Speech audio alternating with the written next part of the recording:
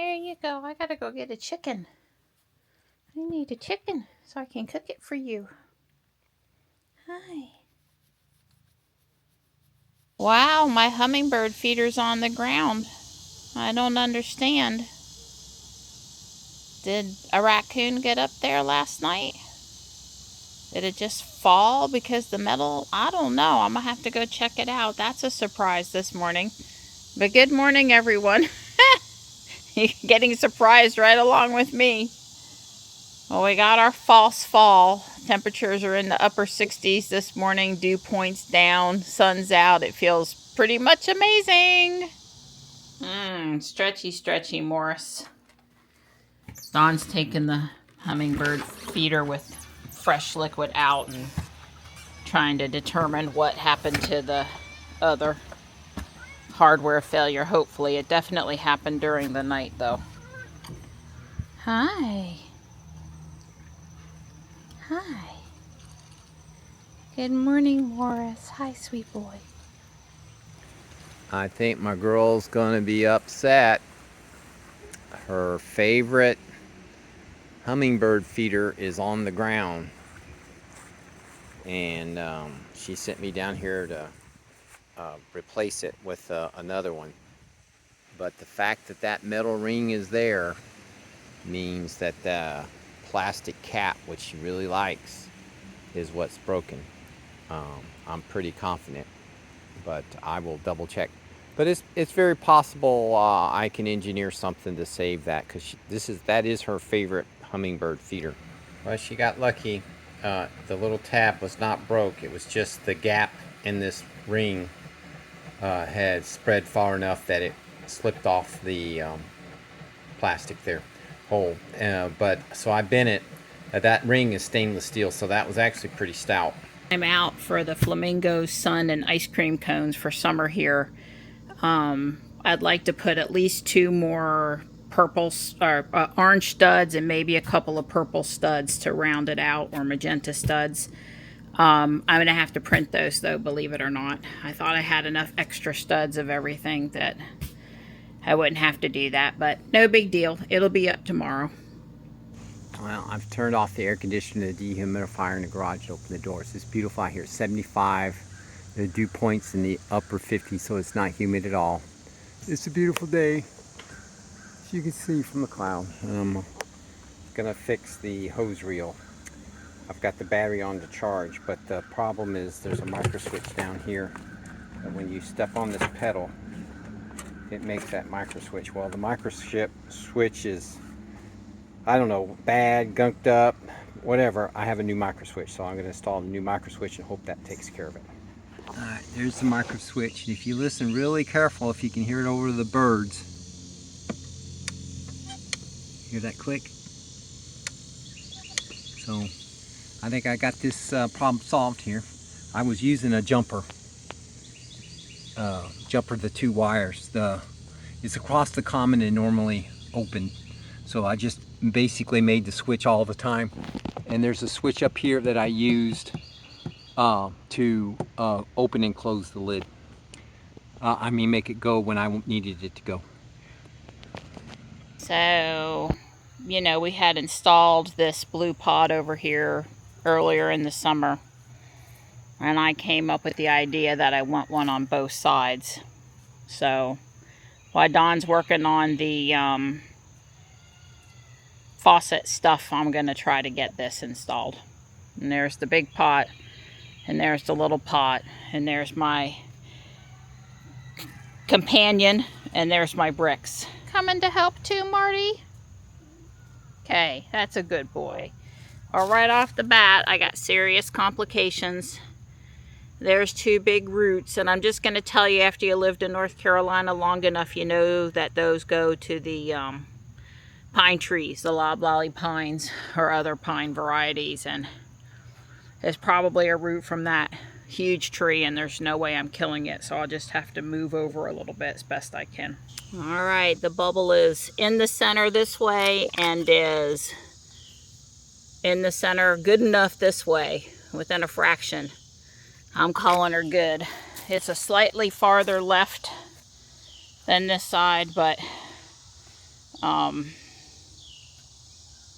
Who's gonna notice that it's just a little farther left? Don came out with the Sawzall because I asked him to, and he took off a part of that root. Not all of it, just part of it. It was laying right here a minute ago because I was going to show it to you guys. Yeah, he just took off a little bump for me, so we mostly left the root intact. I do realize that the roots can make the stones move after n number of years, but you know, we got roots. There's always roots, so I think that'll be good enough. But Don left the Sawzall so he wouldn't put it away and then me need him to remove more root. I'd say it worked. I didn't have to call him back over. I can live with it. Of course, it's not level from side to side, but neither is the glider. One day we can get it all level all the way across if we feel inspired, but probably not because of the tree roots, especially this one right here. So, moment of truth, part 2. I shot this a minute ago and it didn't go, but I have put the battery in a little, I don't know, maybe it wouldn't make a good connection, but anyway, here we go. See if it's going to work. Oh, there it is. It's amazing how nice it is to have a hose reel that winds itself up that you don't have to fool with. I got this for Marianne for a Christmas present at least 10 years ago.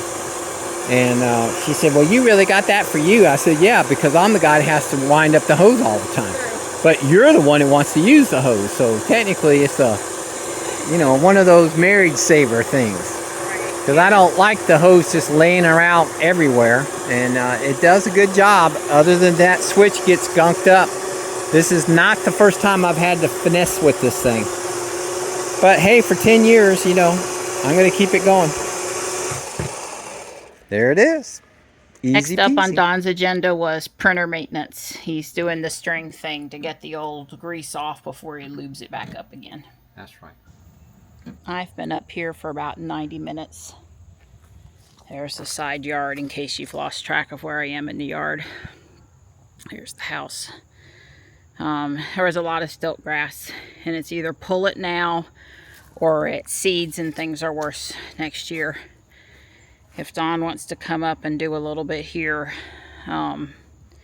with the weed eater, that'd be good. But, you know, all of this over here needed to have, you know, you can't go up close to things with the weed eater.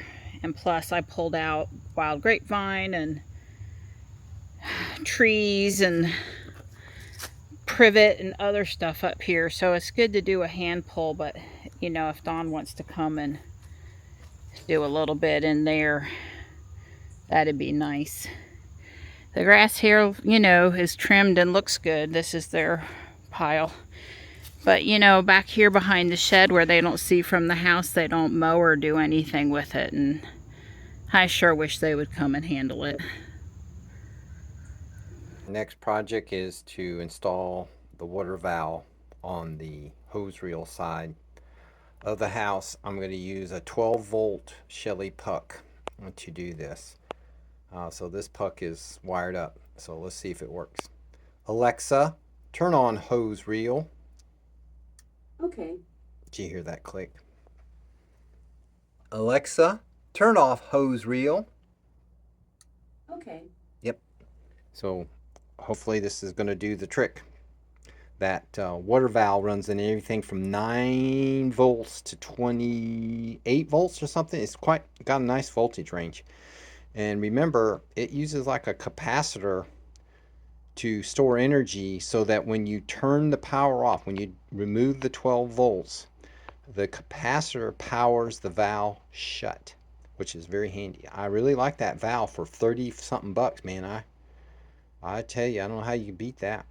Well, you know, it was no problem cutting the pipe with the pipe cutter.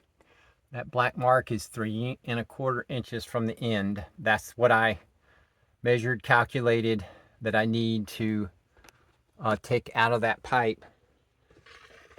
So that the water valve, when it goes up there, will end up being the same length as when it's inserted in line with the pipe, so that the faucet on the outside ends up in the same distance from the side of the house or the siding. So hopefully, if I can cut that, I'm going to measure it again. You know, whether they say measure twice, cut once, or something like that. And so, because it needs to be 3 1/4, and I did check that calculation a couple times. Well, there it is. I measured the 1 inch in, or 15/16, and marked the pipe before I slid it in there. I've already been outside and made sure it was oriented correctly. The spigot's pointing down. I just turned the water on, and I'm proud to say it doesn't look like it's leaking a drop. One little hitch, the only thing I forgot was the little wire nuts. I had to crawl back out from underneath the house. But of course, that's when I adjusted the spigot, so I guess technically that's okay. But I had to go back and get wire nuts. Otherwise, I only had to go in under the house. I only had to exit the house underneath the house one extra time. But I do have a small hitch. My bell wire was not long enough to reach where I wanted to reach, but it's working from there. But I am going to have to get a longer bell wire. Let's see here if I can operate the thing. I don't know. Let's see if I can get Alexa. Alexa, turn hose reel off.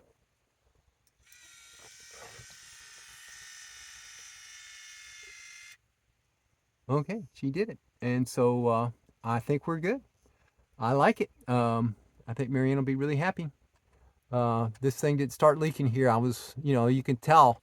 You got to remember, that's 35 years old. So that little bit of seepage, I don't call that a problem, really. I'm going to call it good. I'm going to order me some longer bell wire, and I'm going to fix this one and the one JB and I did, so that they both run off of the same power pack, so I don't have to keep it. Also going to look up to see if there's something that will allow the Shelly 12-volt Shellys to run off of 24 volts. In other words, there may be a little buck circuit. I have lots of little buck circuits, but there may be one that is just ready to go, and so I'll take a look at that. Anyway, I'm happy. I think we've are successful here. I'll take a video from the outside.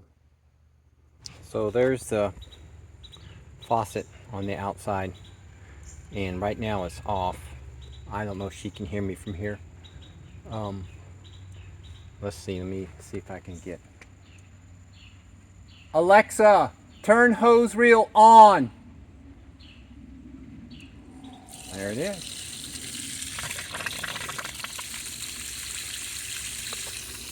That's pretty sweet, huh? The other advantage of this, I'm going to go and turn it off. It has to, for that capacitor, they say don't cycle it faster than once per minute, which is not a problem for this application. That capacitor has to charge up so that it has enough energy to drive the valve closed. So I'm going to talk while I give it that time.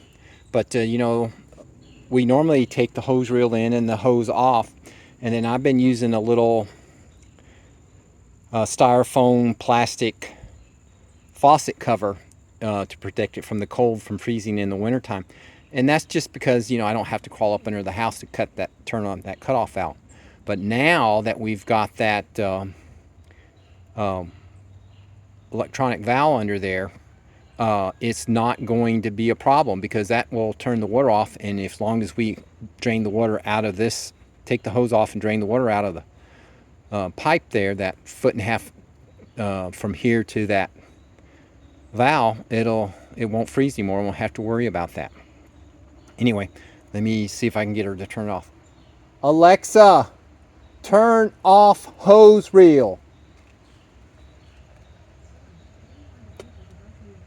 She's complaining about something. Anyway, well, you got to remember, she's all the way in the garage. I'm happy. I'm good. I went in the garage and told A to turn off the hose reel.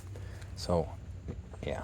Now I'm turning it, and it's all the way open and no water. So, as long as she remembers to turn it on before entering or exiting the garage, or when she's close to that other one down there, she'll be good. So I'm gonna call it a day. I'm happy with the projects I got done today.